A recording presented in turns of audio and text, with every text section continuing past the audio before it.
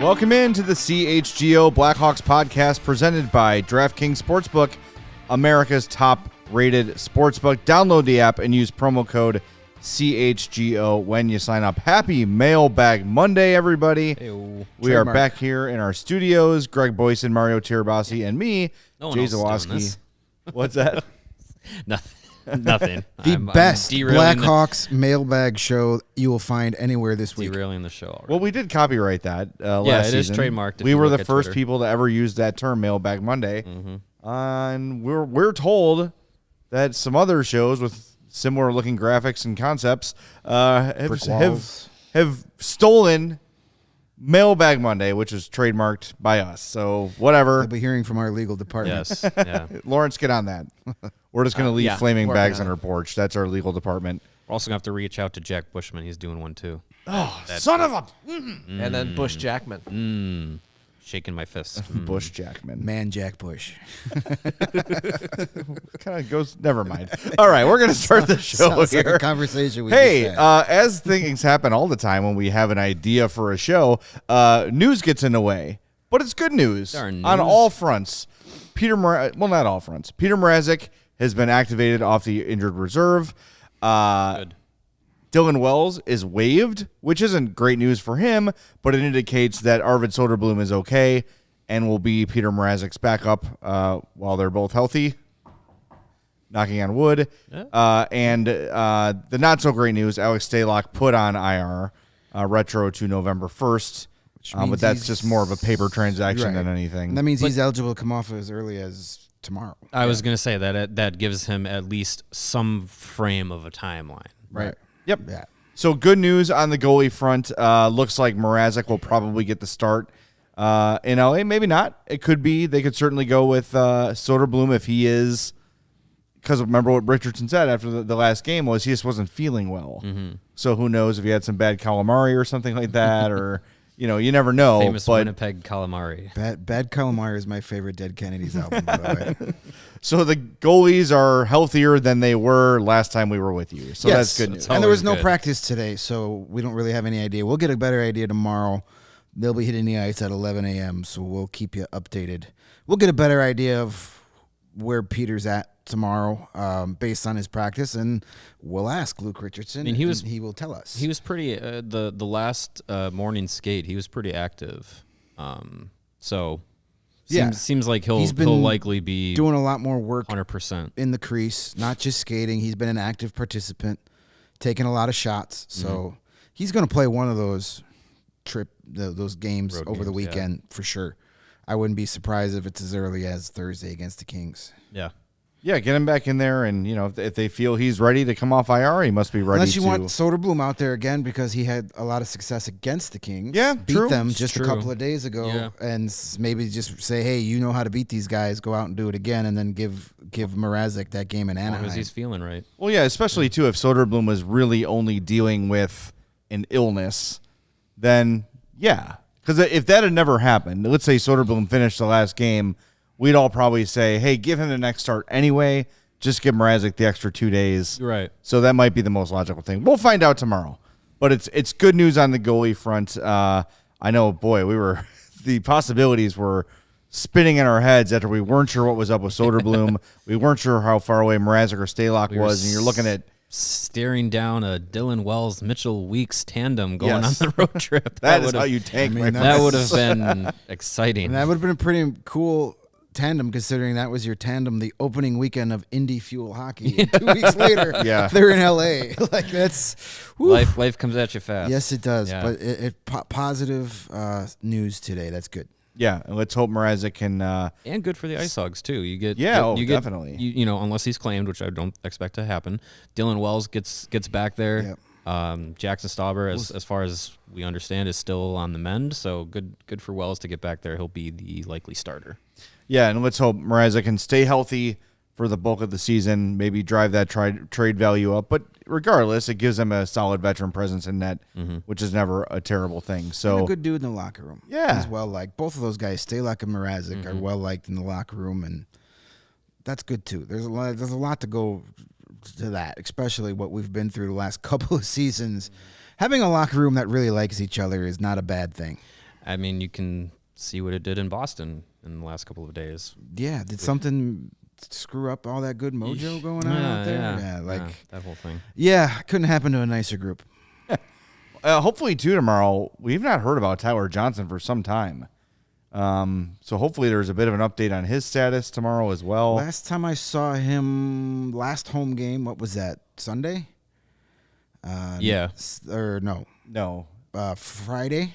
Whatever the last home game was. They all run. I We can't. don't know what day it is anymore, no people. concept of To the schedule. Thursday. Last Thursday. Thursday, yes. You know what? It's Mailbag Monday. We know it. Right. That's Yeah. the only reason I know it's Monday. Right, Otherwise, exactly. Last Thursday, yes. Whatever the last game was, waiting to go into post game, he was still in a walking boot. Yes. As of Thursday. So Okay. probably still a little while away. All right. Well, with that, why don't we begin the mailbag segment of the show Let's open here? the bags. Thank you all for getting in touch with us. Very easy to do.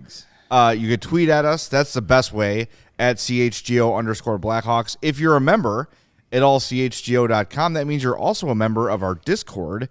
That's a great way to get in touch with us as well.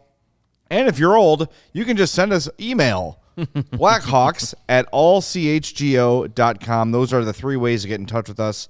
And, of course, on our personal Twitters as well. But we really like, for Mailbag Mondays, we have that, announcing the segment tweet.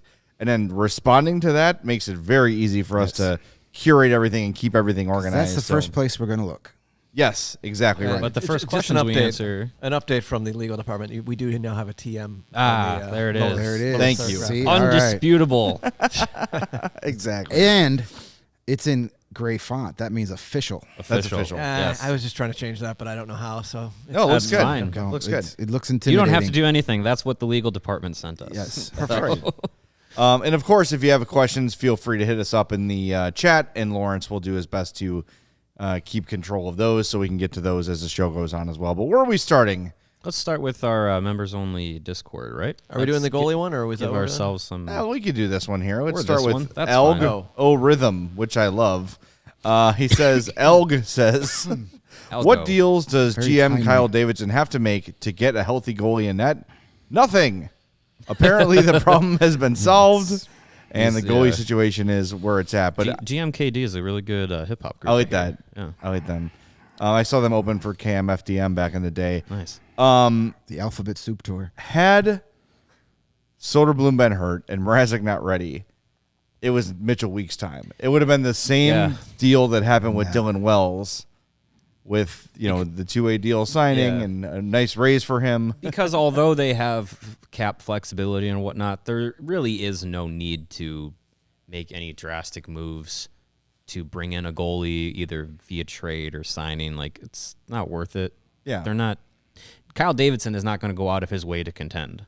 No. Right. He's leaving that up to Luke Richardson and the players. Starting an ECHL goalie is not the worst scenario in the world in his brain right now. So, Well, also, if we were talking about, God forbid, an ACL injury or something that's going to keep these guys on the shelf Long term. for months, he wouldn't want Soderblom to be the guy here, right? So if Stalock and Mrazek are hurt for a long time, then you'd probably see him trade a pick for a goalie or sign a free agent or whatever. Like JF Berube is kind of the guy who just seems to be Maybe. there. Yeah. He's fine. He'll come in and he might lose you some games, but he can put on a goalie equipment and look the part. Yeah. He's played NHL games before. But hopefully the we don't have to get Blackhawks. to that point where he has to be, where he's not in that drastic of a situation. I feel like if it was a situation where Soderblom was going to be an option long term, I don't think that that's the worst thing for the Blackhawks. I think it's a little bit ahead of schedule, but I think what he's shown in his small sample size has been promising. no doubt. There's elements there that you can be happy with. So if there was a situation where he was thrust into the starting role or whatnot long term, I don't think it'd be the worst thing in the world. No, I think they want him in Rockford. Right. I'm sorry if I wasn't clear on that. No, That's yeah, what I yeah. meant. Is they're prioritizing Rockford's success. Yeah. But yeah, we talked about it last week. I kind of feel like he might be the best goalie in the organization already. Might be. So good problem to have is too many good players, which is not something I think we would expect to say this year at any position. All right, who's next? It's there's Violin Road, our buddy from Discord. Nice. Do we have any new details on how Frank Nazar is progressing? Not really in these college sport. I mean, look, college football plays it tight to the vest, but they have pressure from media to like reveal injuries and have people like really diving in trying to find it. College hockey does not really have that. Unless you are a college hockey beat reporter, you're probably not going to get that kind of information too publicly. I will say that from communication we've had, the three of us are headed to South Bend on Friday. Yep. We're going to go watch Notre Dame play Michigan, and we were looking to potentially have an opportunity to talk with Frank Nazar, but Michigan has told us that he is not traveling currently, so doesn't seem close to being involved in team activities anytime soon. So Yeah, I mean, that's probably the best. The basic of this is he was injured at some point over the summer. Played, did the U18s world championships. Was at the U18 or was at the U20 camp in August, development camp. One of those things where trying to play through an injury, and I think it eventually just caught up to him and decided to go. I mean, it was to the point where I think it took him getting to a college campus and having a physical there with the Michigan staff to where like, hey, we're not gonna let you do this, to where you're trying hard to make a world junior championship team. Maybe you're getting pressure from, Team USA to play through it. We don't know all the details. There's been little blurps here and there about, these types of things, but Michigan's not really revealing a whole lot. So he looked like he was a kid trying to play through an injury, and it just got to too much. Yeah. And we don't even know a time frame on his return.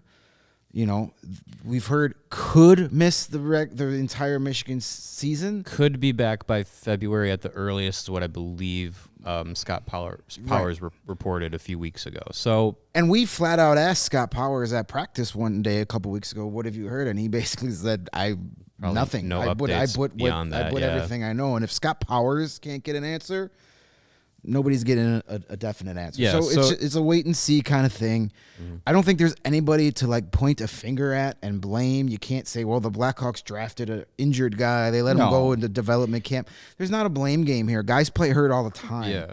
And I think it was just the University of Michigan said, listen, you're an incoming freshman. You're a top talent. We've got big plans for you. Let's get this taken care of now so it doesn't get worse. And we'll touch base when you're healthy. And I think this is likely something that Nazar thought he'd be able to play through and manage, because if this was something that happened over the summer and he continued on through his camps and everything, it was probably something he thought, I can deal with it. I can manage it, whatnot. And then, yes, maybe Michigan said, we're not going to let you continue playing through this. You need to get this taken care of. Or he got to camp at Michigan and was just like, you know what, I can't do it. Like he made the call himself, maybe.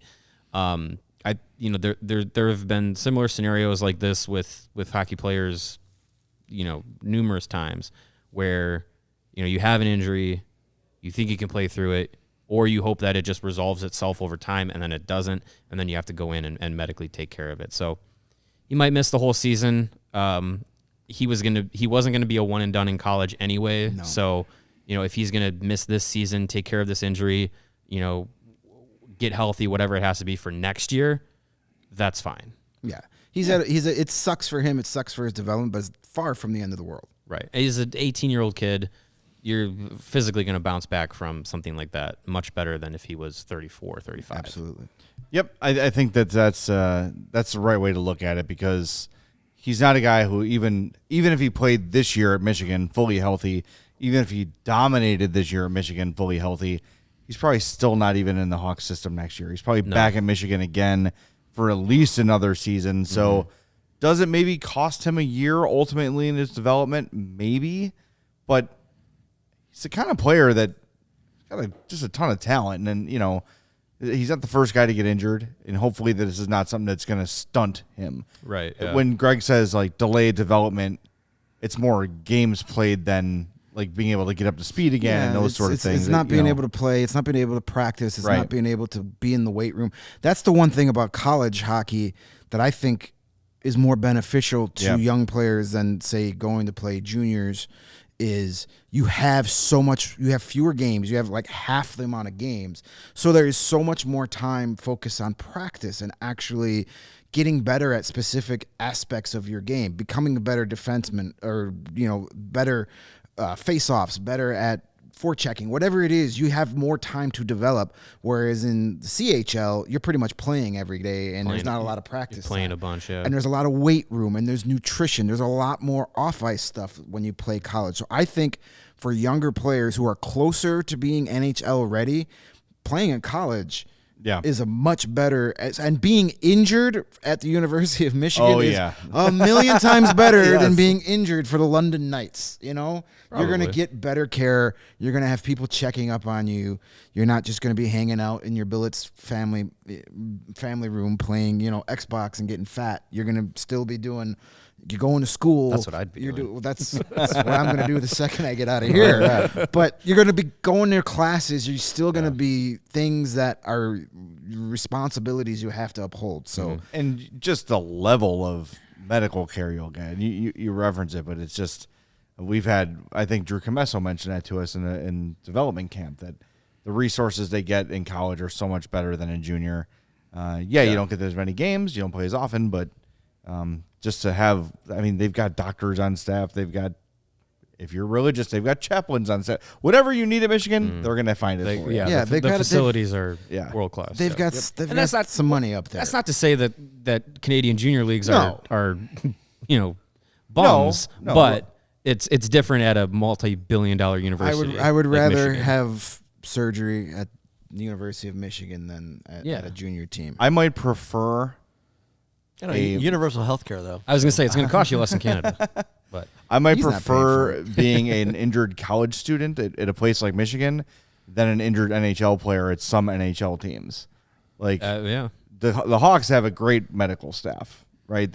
That's the sort of thing where, we don't really get into it very much, but when you talk about organizational differences, like the really rich franchises can have a full-time doctor and trainers and all those sort of things, whereas some of the lesser teams, the facilities and resource difference is noticeable. And players have come through, from other teams, played in Chicago, went to other teams, whatever, and have said, like, when you're with the Blackhawks, like, it is a top organization as far as how they treat players, as say this with my foot in my mouth, but how they treat players and how they go about things at a professional level, fully acknowledging everything that happened in 2010, of course. So, anyways, that's where we are on Nazar.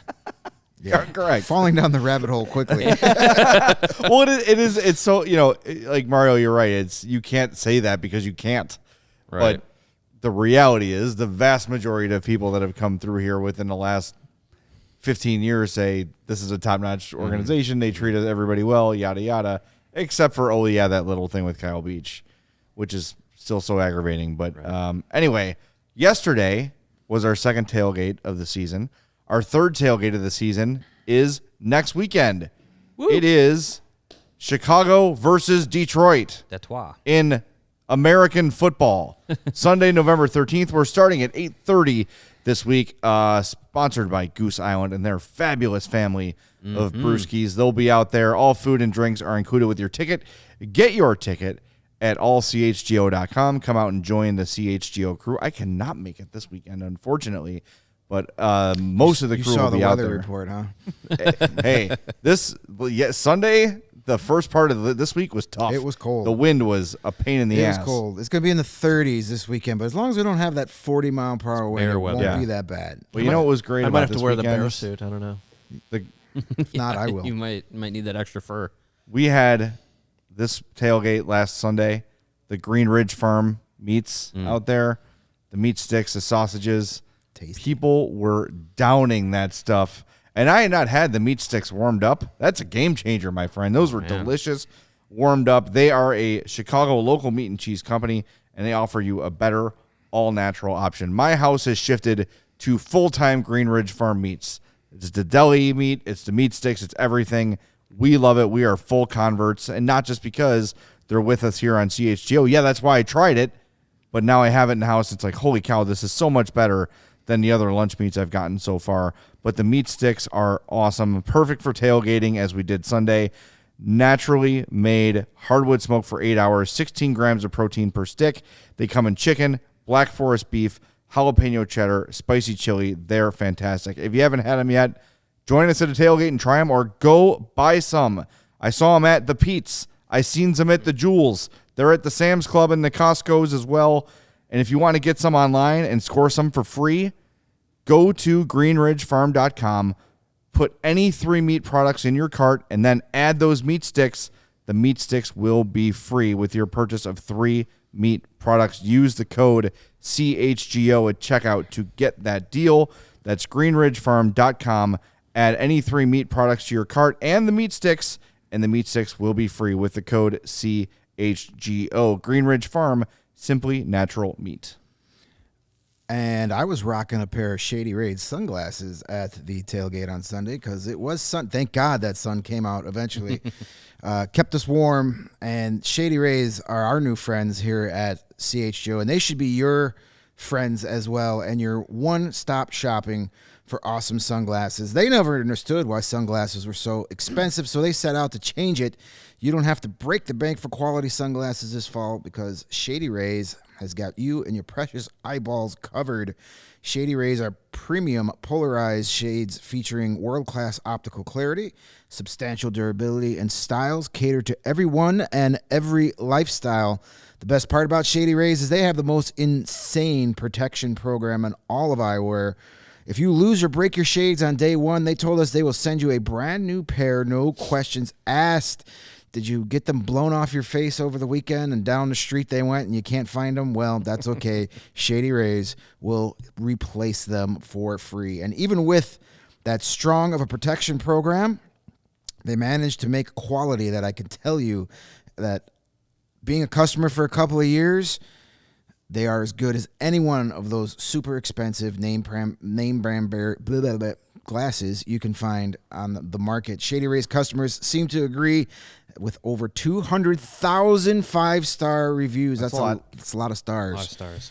Shady Rays also provides 10 meals to fight hunger in America with every order placed, and have donated over 20 million meals to date. So you're doing not only going to look cool, but you're doing something very cool to help out your fellow Americans. They stand by their product and told our team that if anyone has a problem, they will throw out profit right out the stinking window and do whatever it takes to get right. Free returns and exchanges. You either love the shades or Shady Rays will pay to ship them back. And exclusively for our listeners, Shady Rays is running their deepest deal of the season. Use promo code CHGO at checkout and you'll receive 50% off 2 or more pairs at shadyrays.com. That's buy one, get one free. You can get 2 pairs of awesome looking sunglasses for $54. Nice. That is an insane deal. Redeem only at shadyrays.com, where you can find all their newest and best shades. All right, let's get back to our bursting sack o' mail. What do we got next, Lawrence? House of Chirps. What? Knew it was coming. What are your thoughts on Kirby Dach playing some pretty damn good hockey for the Habs on a line with Cole Caulfield? He has 10 points in 12 games, does Kirby Dach. 2 goals, 10 assists. Good for him. And I'm happy for him. I've always liked Kirby Dach. I feel like it wasn't going to happen here. And I have to be honest that I do think now that Luke Richardson is the coach, I've got a little more faith that they might have been able to figure things out with Kirby. But, yep, you know, what are you going to do? He's gone. They traded him. So you kind of have to deal with what you got here. And, you know. And we got Frank Nazar and Gavin Hayes because of Kirby Dach. Look, I mean, I agree. I don't think it was working with Dach here in Chicago. I think Luke Richardson could have gotten some good things out of him. But it just wasn't in the cards, and it just wasn't a player Kyle Davidson, I think, felt was going to fit what he wanted to do. Could I see Kirby Dach playing the way that Luke Richardson has implemented this team to play? Probably. I think he could have bought into it. I think if he saw someone like Jonathan Toews succeeding and kind of buying in and spreading Richardson's message across the locker room, he probably would have been able to kind of get things around. But good for him. I mean, I think we all said good luck in Montreal, figuring that if his being able to handle the pressure of everything, when he's not succeeding in Chicago, it's a different animal in Montreal. But he's been doing well so far. He's the Montreal fan base is currently building the Kirby Dach statue, which is fantastic. Good for them. Good for him on his Hall of Fame induction. Yeah, 12 exactly. games into Montreal. And you know what's interesting? He's terrible at faceoffs again. What? Yeah, right? No kidding. And Montreal did something crazy and is playing him on the wing. And oh my gosh, Why didn't anybody? he's in succeeding. Chicago, why didn't anybody in Chicago? Why ever did no suggest one that? suggest that? Why didn't we say that multiple times on this show? I Almost don't like we know what we're talking Crazy. about sometimes. Anyways, good for Dach. Good for him. I think, is it sustainable? Maybe. We'll see.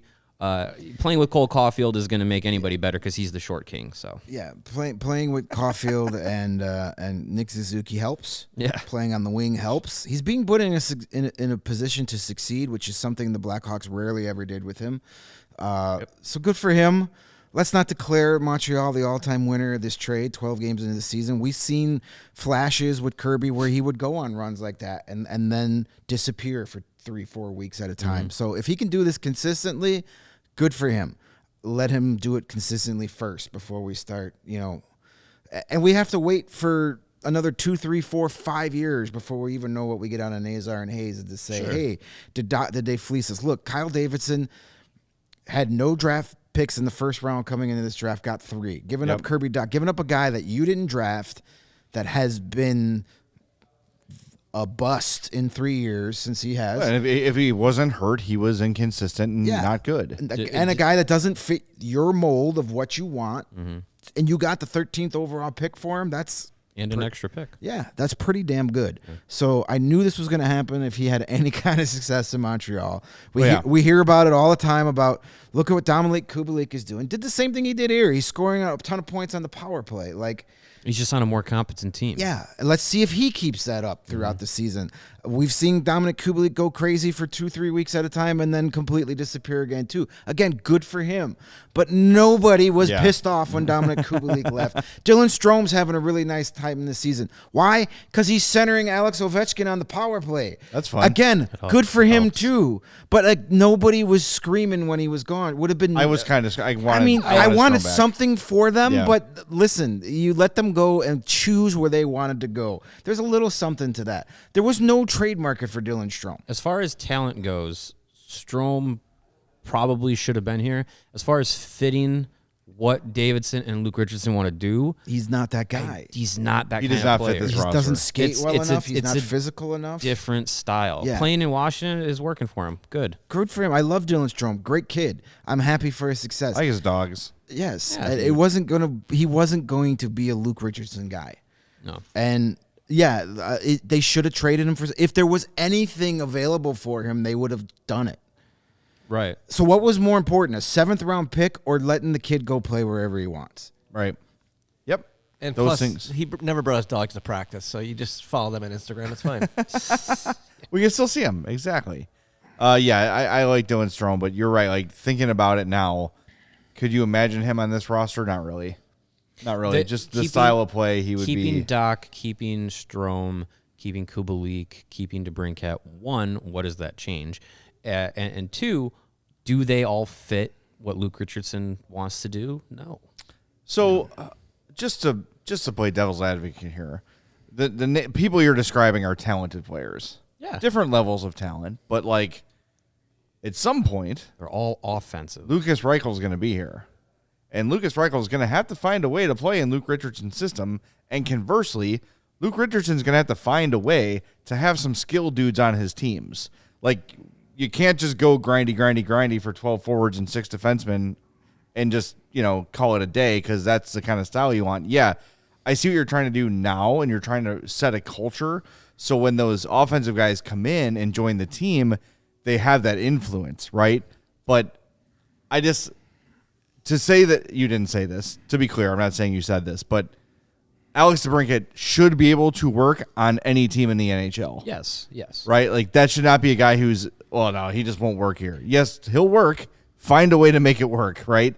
So I think right now what they're trying to do, it's more about the culture.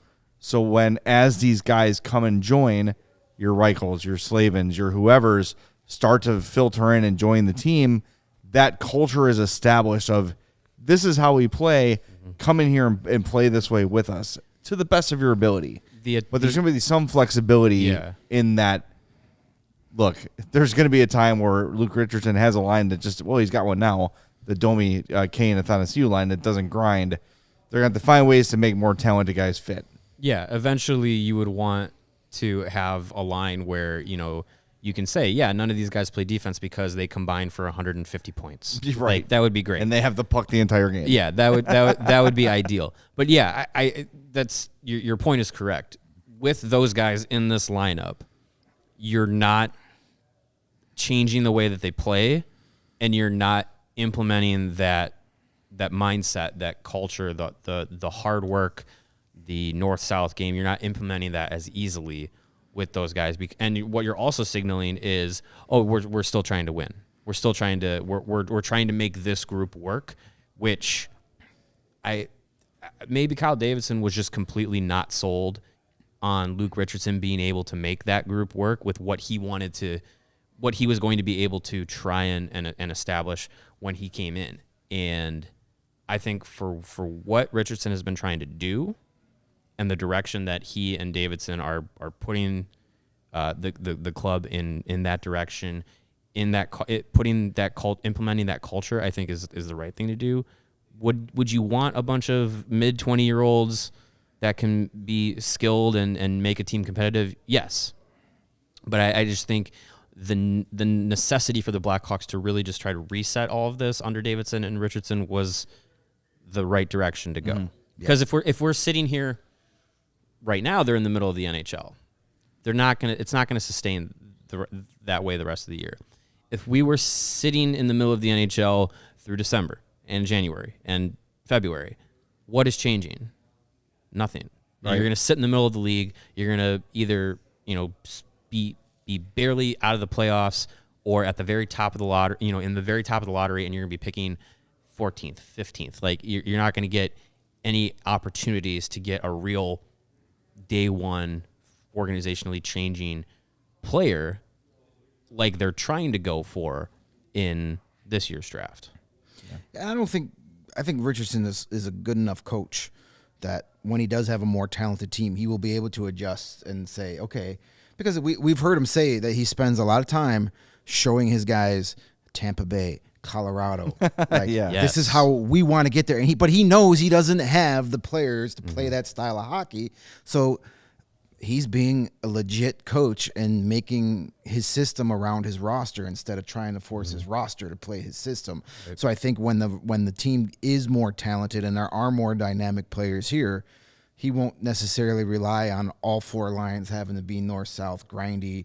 He's not going to want these guys to be the Andres Nocioni type bulls on ice. My guy. Love all the time. He has to do that with this team because he's got 11 bottom six forwards on his team that are just forechecking guys.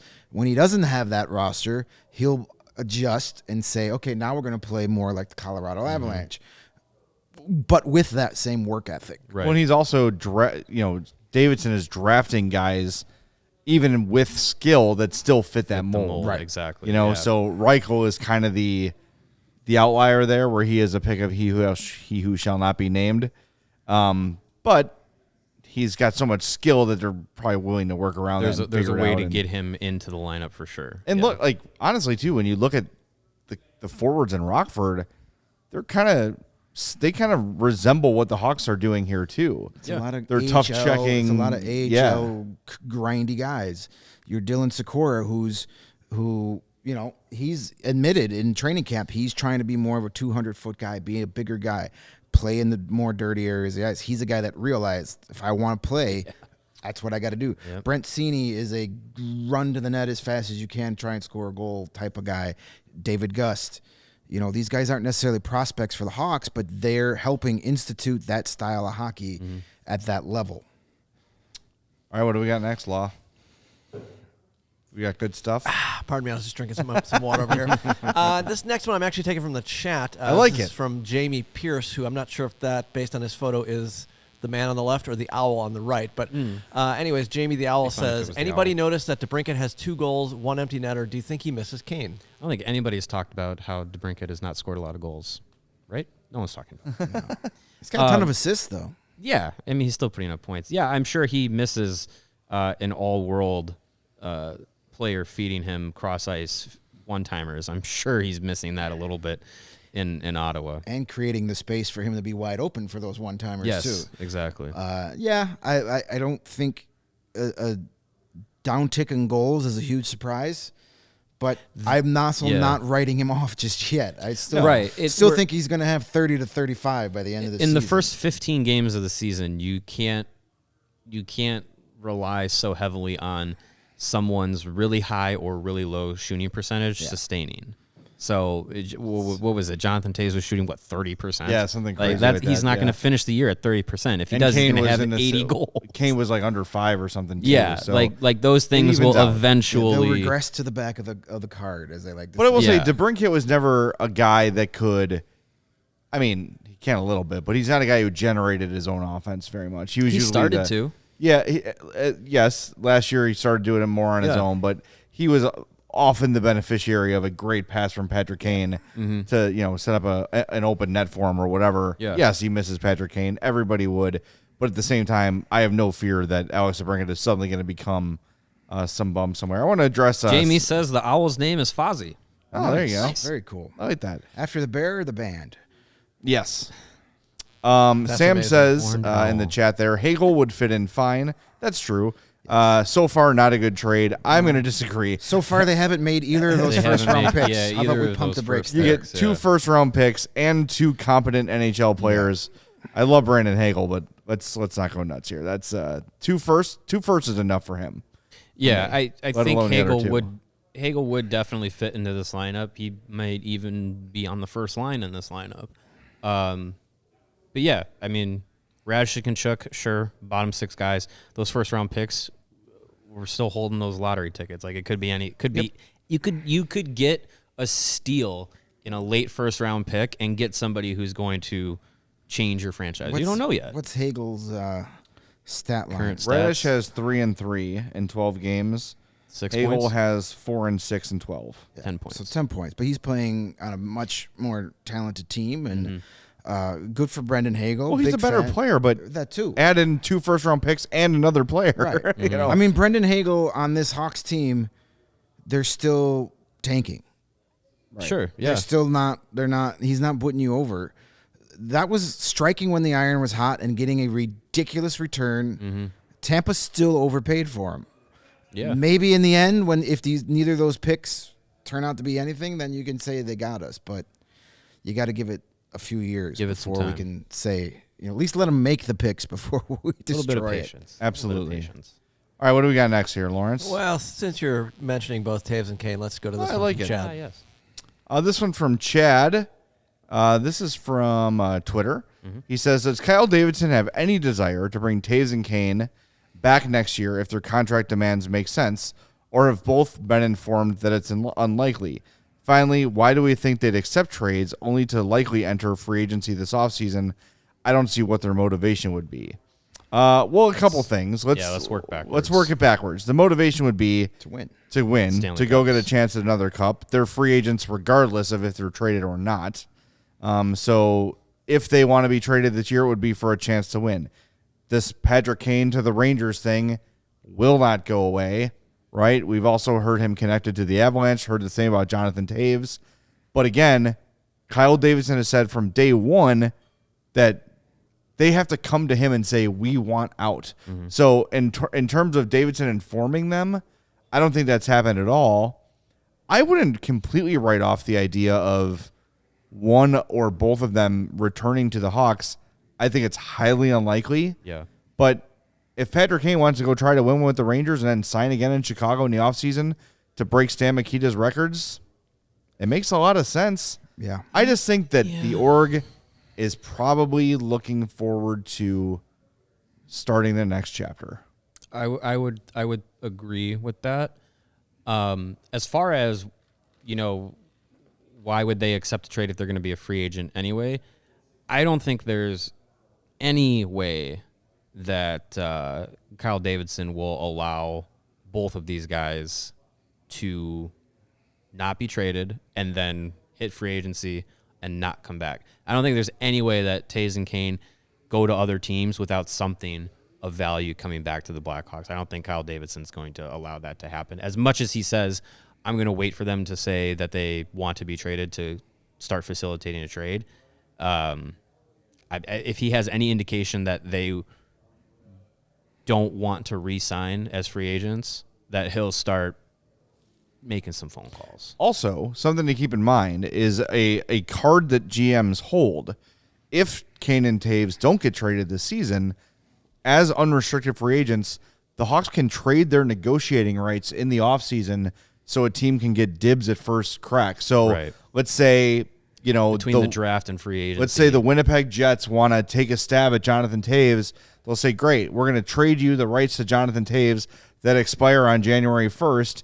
And if you can work out a deal between then and now, or between now and then, rather, great. Mm-hmm. Give us a third-round pick for that right to do that. That's how the Hawks got Steve Montador. Right. Was they traded a pick for the rights to negotiate, knowing that you have assurances already if you do that the guy wants to play for you. Right. Right? And then you just make it happen. So that's something, if they're looking to get some assets back for Kane and Toews, if they decide to stay, I don't know. It's really hard to predict how that's going to go because the season overall has felt kind of positive. Mm-hmm.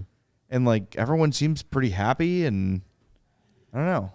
I think, Toews would definitely have a significant pay reduction from his current contract to whatever his next contract could be. Kane probably takes a little bit less, but maybe not that much. But if they both say, hey, I like Luke Richardson, I like what I experienced with the Blackhawks this year, I want to continue to be a Blackhawk. For Kane, he wants to break team records. For Toews, I think he has a desire to be a one-team player as far as his legacy goes. If they say they want to come back, I can't imagine Kyle Davidson's like, no, we don't want you. I think having these guys, if they are bought in and say, we want to be back, we want to be part of this team, that can only help the Blackhawks as far as their locker room goes and as far as, kind of giving the extra, hey, this Richardson guy knows what he's doing. We want to stick around and play more for him. Sure. I don't think that there's any reason Kyle Davidson wouldn't want to be a part of that if Toews and Kane want to be a part of it. Chris brings up a point in the chat here, says, I think the Hawks' most likely outcome for Kane is an Ovechkin-like extension. That is $9.5 million for this year and 3 more for Ovechkin. With the goal of that is for Alex Ovechkin to pass Wayne Gretzky in goals and as a Capital. Finish his NHL career as a Capital. Yes, that is the sole purpose of that contract. He just passed Gordie Howe. Mm-hmm. Was it yesterday, 2 days ago? Most goals for one franchise. One team. Yeah.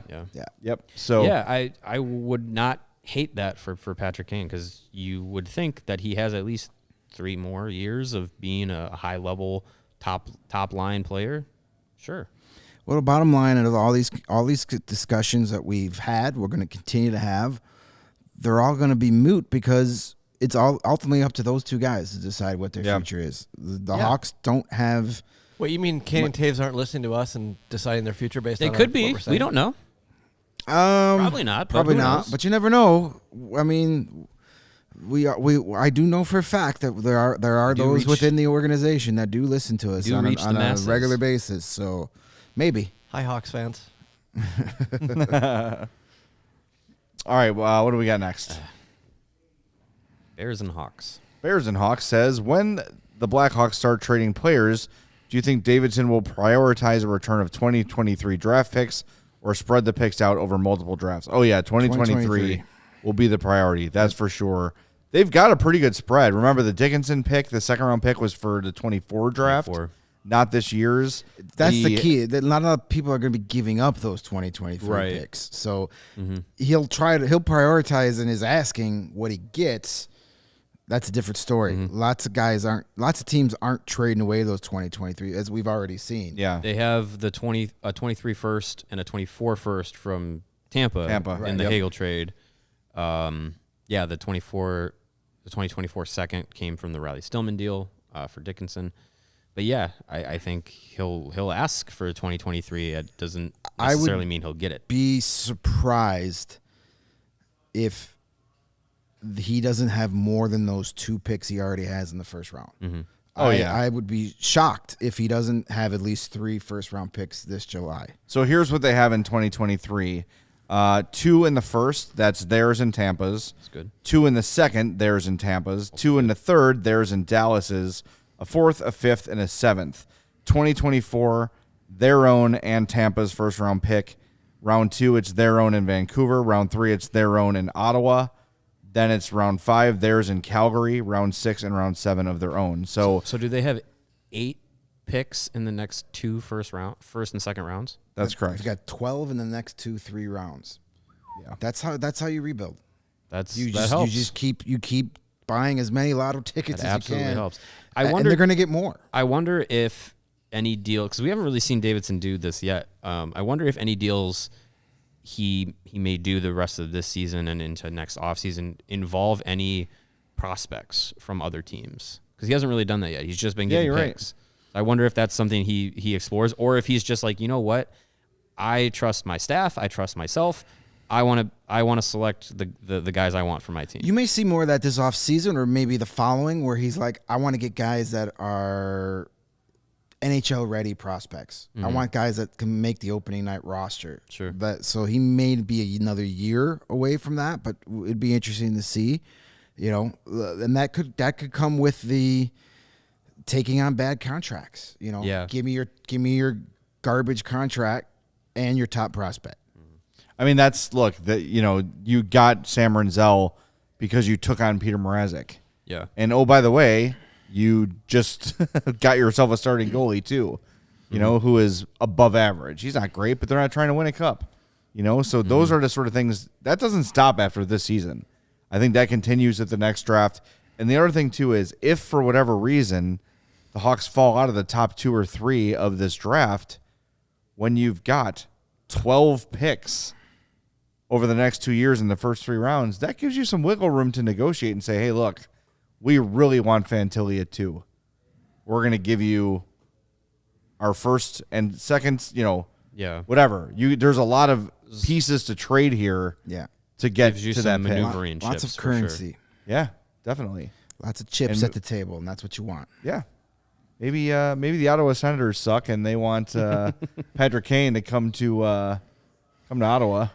You trade his negotiating rights to the Sens and a first-round pick and bring in, That'd be interesting. That'd be fun. Speaking of chips, you could be looking good doing some chipping out there on the golf course. Solid. Wow, that's a segue. If you want to look good while doing that, you go to pinsandaces.com, get you some of the best golf apparel out there. At Pins and Aces, they are the official golf apparel partner of CHGO and the presenting sponsor of the Big Drive Energy Golf Podcast on the All City Network. We love our Pins and Aces gear. Get a ton of compliments when we wear it out on the course. We're gonna go for the heated driving range right now in this time of year. But if you head down to Florida or Arizona or wherever you do your winter golfing, bring your Pins and Aces gear with you. You're gonna be looking great. They make amazing polos, hats, golf bags, and of course the favorite beer sleeve that goes right there in your bag and can store up to 7 of your favorite beers right inside the bag. Keep them cold the entire round. Love that product. Check out pinsandaces.com, and when you do, use the promo code CHGO, and you're going to receive 15% off of your first order, and you're going to get free shipping on that order. Again, that's pinsandaces.com using the promo code CHGO. And we've been telling you guys for a long time here at CHGO to hop on the ride with the Blackhawks and CHGO. You know who else has hopped on the CHGO ride? That would be our good friends at ComEd. And the ComEd Energy Efficiency Program is committed to helping families and businesses in the communities we serve save money and energy. ComEd offers free facility assessments that can help find energy-saving opportunities, whether it's lighting, HVAC systems, commercial kitchen equipment, or industrial processes. An authorized engineer will work with you to develop a detailed assessment plan specific to your goals and needs. These can be done in person or virtually and last approximately 2 hours. Within 3 to 4 weeks, customers will receive a report detailing energy efficiency projects that they can start working on immediately. Each recommendation will include estimated energy savings, cost savings, project cost, potential incentives, and simple payback. Don't wait. Start saving money and energy today. For energy saving tips and to schedule your free facility assessment, go to comed.com/poweringbiz, B-I-Z. Get ready to sign up for a facility assessment. You can call 1-855-433-2700 during normal business hours to speak to a ComEd Energy Efficient Program representative, or you can email businessee@comed.com or request an assessment online at their website, comed.com/facility assessment. And sorry, you done? I'm done. Okay. And hockey fans, it's finally time to hit the ice again. And thanks to our friends at DraftKings Sportsbook, an official sports betting partner of the NHL, you're in for the season of a lifetime. New customers can bet $5 on any team and get $200 in free bets if they win. Here's something for tonight that could be spicy, could be fun. It is Connor McDavid's 500th NHL game tonight. Wow. If you pick him as an anytime scorer, you have negative odds. Negative 110 for Connor McDavid to score. So that's not a great play. However, for him to score the first goal of the game is plus 800. Okay. So Connor McDavid's 500th game, he's been scoring at will. They're playing the Capitals tonight. Plus 800 for Connor McDavid to be the first goal scorer of the game is live on DraftKings right now. Could be fun. Jump on Play that along. right now. Do a same game. It's the same odds for last goal scorer as well. If you want to combine McDavid and Ovechkin for first and last, it's plus 800 for each. So it'll be a plus 1,600 bet. Oh. Turn a little bit of money into a lot. That's math. A lot of fun. Those are those same game parlays we're talking about. Smaller bets, bigger payouts. That's how you do it. DraftKings is safe, secure, and reliable. You can deposit and withdraw your cash whenever you want. Download the DraftKings Sportsbook app now. Use promo code CHGO. Bet $5 on any NHL team to win their game and get $200 back in free bets if they do. That's code CHGO at DraftKings Sportsbook, an official sports betting partner of the NHL. Minimum age and eligibility restrictions apply. See show notes for details. Lawrence, how many emails do we have remaining, my friend? Oh, we have 2. Great. Would I you also like want to to- get to Joel's comment in the chat. We'll try to get through these quickly. And right below him, quickly, Paul asking about Nazar. We talked about that at the beginning of the show. One of our first questions, we went into what we know about Nazar. So once we're done live, you can hit the old rewind and check that out. There you go. This one is from from our moon. What happened in today's Ice Hogs game is there was a goal Yesterday. There was a goal in the game that they called no goal, right? It went to intermission. Then they reviewed it, saw that the goal did go in, so they reverted the period back to like the beginning of the third. So the third started with 44 seconds left in the second period. That is not unprecedented. That has happened before. It's happened before. It's weird, but It is weird, happened. and it happens in NHL games too, where if a puck goes in and shoots out real quick and they keep playing, they'll get a call from Toronto. They'll stop the game, review it. Okay, it's a goal, and they'll just rewind to when the goal was reset it, scored. yeah. So yes, weird that it happened during an intermission, but it is not unprecedented. Well, So, the AHL is not as instantaneous as the NHL. The AHL, for that to happen, somebody was watching it again in the press box Probably. and said, hey, wait a minute, this is a goal. They don't have a Toronto in the AHL. It's a dude sitting on a laptop next to the PA announcer. Yeah, right. That's how that works. Right. So they were obviously looking at it, and I've seen it in action before a lot in between periods when they'll look. They're like, that's why you'll see, especially at the AHL level, intermissions is when goals get changed a lot, where like it's originally credited to the defenseman. 3 minutes into the game, and at the intermission, they'll say, nope, it was this guy. He got his stick on it. Yeah. So they were probably just overlooking that play and say, uh-oh, we dropped the ball. Not the most normal occurrence, but, man, that's the AHL for you. Yep. You never know what you're going to get down there. All right, it happens. And now what else we got, Lawrence? That might be the last one, right? No, all right. Here's our last one. This one from Landon. He says, hey. Who's also our friend, No Roy's Just Rage. Oh, there you go. Oh, I didn't connect that. There we go. Hey, Greg, Jay, and Mario. The game against the Jets seemed pretty one-sided. Do you think the Hawks have lost their early season success? It looks like Kane is getting more frustrated. Thanks for the great content. I mean, I think a lot of their early season success was a bit of smoke and mirrors. When you really looked into the numbers, they were getting slaughtered on possession. Yeah. Just games were kind of going their way. The puck was going their way. They're kind of willing their ways back into games. And one of those games included 2 shorthanded goals. Yeah. You know, Yeah. There's a lot of things going their way, and now the scales are kind of evening out. And the law of averages are coming into effect. The beginning of the Jets game, they actually played pretty well. Like the first period was solid. Decent, yeah. And remember, the Kings game they won before, they sucked ass in and somehow won. Hockey can be weird, but the Jets game for the first 30 minutes or so was pretty even. Then the Jets score boom, boom, boom, and then Soderblom gets hurt, and the whole thing's kind of out the window. The thing is, though, that the team that lost to the Jets 4-0 pretty much played the same exact game as the team that beat the Sharks 5-2. Yeah. Or beat the Panthers. Like they're playing the same way. It's just that sometimes they're not getting the bounces. Or the Hawks are a team that they make mistakes. It's probably going to hurt them a lot more than other teams. So you're just seeing, I think you're seeing the same type of hockey being played. There hasn't been like much of a change in the team itself.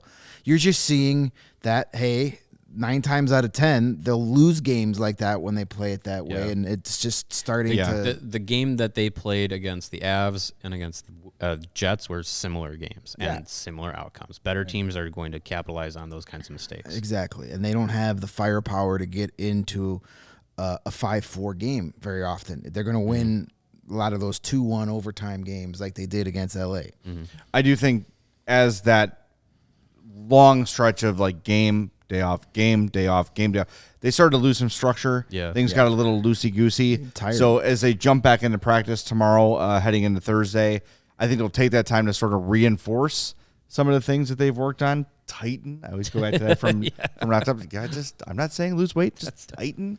That's I always go to that visual. I actually put it in my that was good. thing. Wait, is that Dr. What's his name? The doctor? Yeah, it's Steve the Pirate. Steve the Pirate, yes. And, Whose actual name I can never remember. Wait, it's not. Oh, it's not.